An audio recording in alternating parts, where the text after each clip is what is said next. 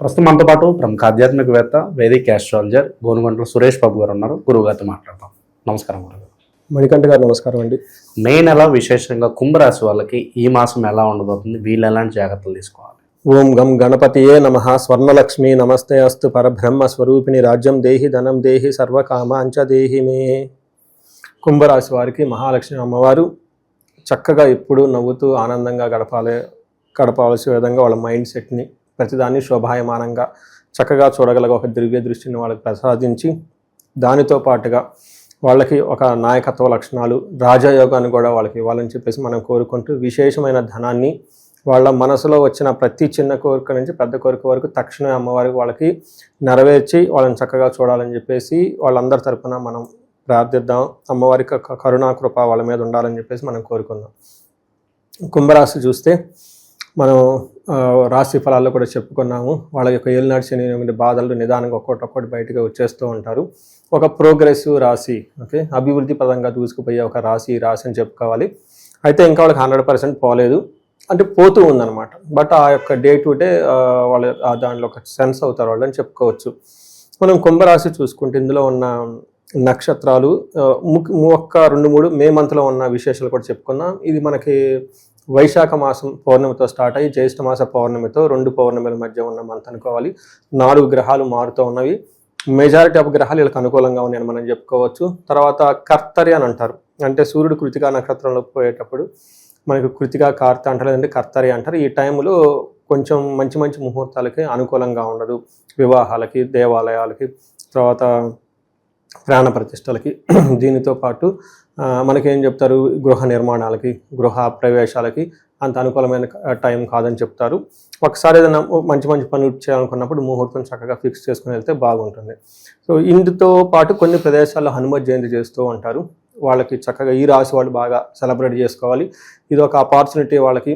హనుమత్ దీక్షలాగా చేసుకొని ఆ పూజ చేసుకుంటే ఏలినాటి శని యొక్క ప్రభావం నుంచి ఇంకా త్వరగా బయటకు వచ్చేసి బాగా అభివృద్ధి పదంలో దూసుకుని వెళ్ళిపోయే అవకాశం ఉంటుంది.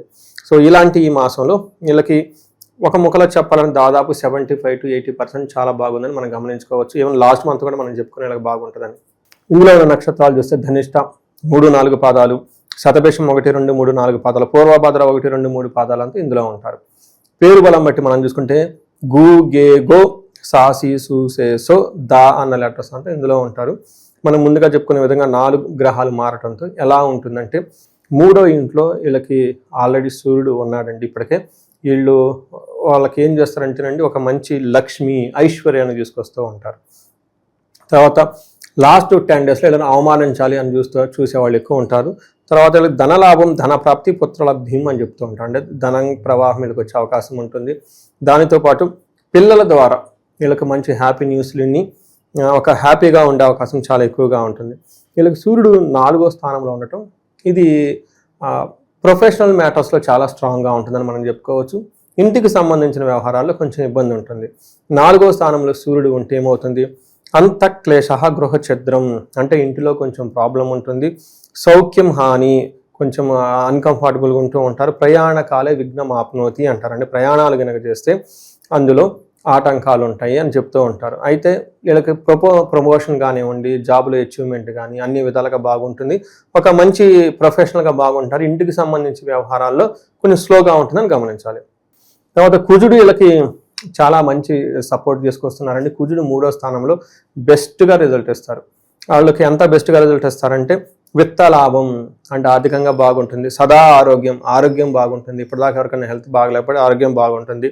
ఇష్ట సిద్ధి, అనుకున్న పనులు జరుగుతుంది. సుఖావహ, అంటే సుఖంగా ఉంటారు అని చెప్తారు. వస్త్రలాభం, ధనలాభం, అన్ని లాభాలే కనిపిస్తున్నాయి కాబట్టి మంచి టైం. ఈ టైంలో మనీ బాగుంటుంది, సక్సెస్ బాగుంటుంది, ప్రాఫిట్ బాగుంటుంది.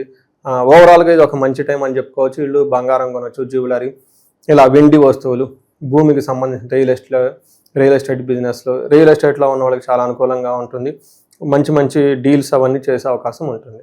అదేవిధంగా 5వ స్థానంలో శుక్రుడు ఉండటం మహాభాగ్య యోగం అంటారు. అంటే 5వ స్థానంలో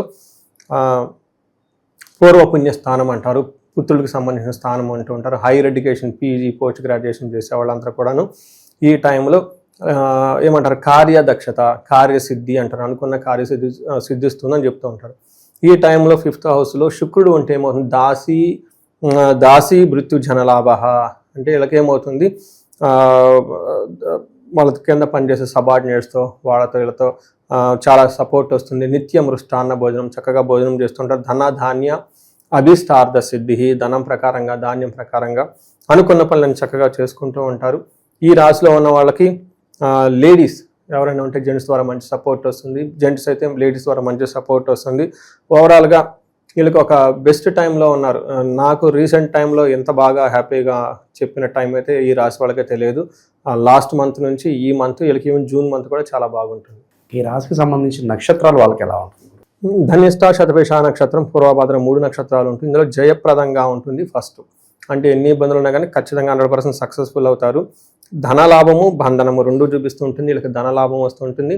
కొంతమందికి బంధించబడినట్లుండే పరిస్థితి కూడా ఉంటుంది. అంటే కన్ఫ్యూజ్డ్ అనే పొజిషన్లో ఉంటారు.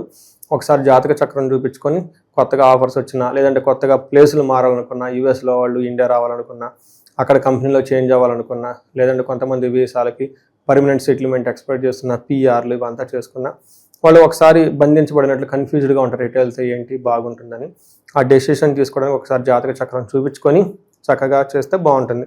మొన్న రీసెంట్గా లాస్ట్ ఇయర్ ఒకళ్ళు ఇక్కడ నుంచి అమెరికా వెళ్ళారు. ఆడ పోస్ట్ గ్రాడ్యుయేషన్ చేశారు. చేసిన తర్వాత జాబ్ లేదు 1 year.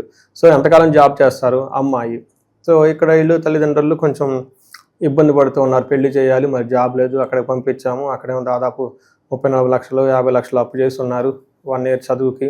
1 year మీద సరిగా జాబ్ లేదు, వీళ్ళు ఎటో పంపిస్తూ ఉన్నారు. మరి అసలు అక్కడ ఆడపిల్ల అక్కడ ఉంటుందా, లేదంటే ఇక్కడికి వస్తుందా, అసలు ఫారిన్ సెటిల్మెంట్ ఉందా లేదా, రకరకాల డెసిషన్లు, చాలా కన్ఫ్యూజన్. ఆయమేమో లేదు నేను ఇక్కడే ఉంటాను, ఖచ్చితంగా నేను తేల్చుకునే వస్తాను, లేకుంటే వదిలిపెట్టినాను. ఇలా నాన్నగారి అమ్మాయికి పెళ్లి చేయాలి, అసలు జాబు పోయింది పోయింది మనం చూసుకున్నారా అని ఇలా ఈ కన్ఫ్యూజన్లో చాలామంది ఉన్నారండి. నాకు లాస్ట్ మంత్ ఒక 4-5 కాల్స్ ఇదే కేటగిరీలో కాల్స్ వచ్చినాయి. అందుకని నేను వెంటనే చూసి చెప్పాను, ఈ పాపకి ఫారిన్ సెటిల్మెంట్ ఆపర్చునిటీ ఉందండి, ఆ అమ్మాయి మీరు రమ్మన్నా రాదు. ఫస్ట్ ఒకవేళ వచ్చినా ఇక్కడికంటే కూడా అక్కడ సెటిలింగ్ బాగుంటుంది కాబట్టి కొంచెం పేషెన్స్గా టైం తీసుకోండి, ఒక 6 months. ఇంతకాలం వెయిట్ చేస్తారు కదా, ఇంకొంతకాలం వెయిట్ చేయండి అని చెప్పడం జరిగింది. అంటే ఇలా వాళ్ళ హారోస్కోప్ చూస్తే తెలిసిపోతుంది. కొంతమంది ఒక అబ్బాయి చేస్తాడు ఇదే కేటగిరీ సేమ్, ఆ బాబుకి వచ్చేటప్పటికి వాళ్ళ సేమ్ బిజినెస్లు అవన్నీ ఉన్నాయి, ఆ బిజినెస్లు చేయడం మాకు ఇష్టం లేదు సంథింగ్ చెప్పుకుంటూ వచ్చారు. నేను చెప్పాను, మీ బాబు వాళ్ళ అబ్బాయి మీకు కనుక చూసుకుంటే ఫారిన్లో ఉండేదానికంటే ఇండియాలో ఉంటేనే బాగా కలిసి వస్తుంది. రెండోది వాళ్ళ నాన్నగారి బిజినెస్లు అవన్నీ చేస్తేనే కలిసి వస్తుంది. ఇలా జాతకంలో బయటికి పోయి జాబులు చేసేది లేదు, ఉన్నా కానీ కలిసి రాదు. వీళ్ళకి ఫాదర్ దగ్గర చేస్తేనే ఉంటుంది. వాళ్ళకేంటి వాళ్ళ ఫాదర్కి వాళ్ళ నాన్నగారికి పడత అబ్బాయిల దగ్గర ఎలా చేస్తారు బిజినెస్ అని చెప్పేసి వాళ్ళు ఇలా ఏమవుతుందని మనం జాతక చక్రం చూపించుకుంటే అందులో క్లీన్గా పాత్ తెలుస్తుంది ఏంటి అనేది. దాన్ని బట్టి డెసిషన్ తీసుకుంటే బాగుంటుంది. ఈ టైంలో వీళ్ళకి ఆపర్చునిటీస్ కొత్తవి వస్తూ ఉంటుంది. పాత ఇది డర్టీ గ్యాంగ్ అంతా వెళ్ళిపోతూ ఉంటారు ఇలా లైఫ్లో నుంచి. ఈ టైంలో వీళ్ళు ఒకసారి కన్ఫ్యూజన్లో ఉన్నప్పుడు జాతక చక్రం చూపించుకుంటే చక్కగా దాన్ని బట్టి డెసిషన్ తీసుకొని ముందుకు పోవచ్చు. ఇంకా ఎటువంటి పరిహారాలు చేసుకుంటే ఈ రాశి వాళ్ళకి బాగుంటుంది? పరిహారాలు శని పిప్పలాద స్తోత్రం చదువుకుంటే చాలా బాగుంటుంది. హనుమాన్ చాలీసా రెగ్యులర్గా చదువుకుంటూ ఉండాలి. వీళ్ళైతే వీళ్ళకి తిరునల్లారు అనే ఒక ప్లేస్ ఉంటుంది. నేను చాలాసార్లు చెప్పుకున్నాను, 1-2 సార్లు మరలా చెప్తూ ఉంటాను. నా దగ్గరికి పేమెంట్ తీసుకొని నాకు పేమెంట్ గట్టి అపాయింట్మెంట్ తీసుకొని కొంచెం వెయిట్ చేసి ఉన్న వాళ్ళకి కూడా ఇదే చెప్తూ ఉంటాను, సేమ్ రెమెడీస్ అక్కడ ఇక్కడ. అయితే జాతకం చూస్తే మనకి ఇంకా తెలుస్తుంది ఏ గ్రహాలు శాపాలు అవన్నీ ఏమున్నాయి అనేది. మామూలు జనరల్గా కామన్ రెమెడీ అయితే ఇది కంపల్సరీ చెప్తాను నేను. శనికి సంపూర్ణ శాంతి పూజలు చేయించుకోవాలి, జపాలు, దానాలు, తర్పణాలు, తైలాభిషేకం అవి వాళ్ళు కొన్ని చేయగలుగుతారు, కొన్ని చేయలేరు. కాబట్టి చక్కగా బ్రాహ్మణోత్తములు పండితుల్ని వాళ్ళ ఇళ్ళల్లో దగ్గర గుళ్ళల్లో ఉంటారు కదండి, పండితుని తెలిసిన వాళ్ళ దగ్గర పోయి కూర్చొని చక్కగా చేయించుకుంటే అది త్వరగా ఆ యొక్క ప్రభావం నుంచి బయటపడిపోతూ ఉంటారు. ఈ టైంలో వీళ్ళు రాంగ్ డెసిషన్ చేసుకునే అవకాశం కూడా ఉంది. కాబట్టి కన్ఫ్యూజన్ ఉన్నప్పుడు అనవసరంగా రాంగ్ డెసిషన్ తీసుకుని ఇబ్బంది పడిపోతారు. ఎవరికన్నా బహుముఖ ఆదాయం రావాలి, మల్టీ సోర్సెస్ ఆఫ్ ఇన్కమ్ కావాలనుకున్నప్పుడు స్వర్ణలక్ష్మి విశేష హోమం చేయించుకోవటం. లేదంటే ఎక్కడైనా లైఫ్లో స్ట్రక్ అయిపోయాము, ఇది కాకుండా ఇంకా బాగా ఇబ్బంది పడిపోతున్నాం, మాకు ఆపర్చునిటీస్ రావట్లేదు అనుకుంటే ఒకసారి వీళ్ళకి మన్యు పాశుపత అభిషేకము, ఇంకా దశలో ఏమన్నా రాహుకేతువులు అంటే కాలసర్ప దోషాలు, చండీ హోమాలు ఇవి చేయించుకుంటే ఈ యొక్క పరిస్థితి నుంచి చాలా వరకు తగ్గి బయటకు వచ్చే అవకాశం బాగుంటుంది. ఓవరాల్గా ఈ రాశి వాళ్ళకి మే నెల ఎలా ఉండబోతుందో మంచి విశ్లేషణ అందించారు. ధన్యవాదాలు.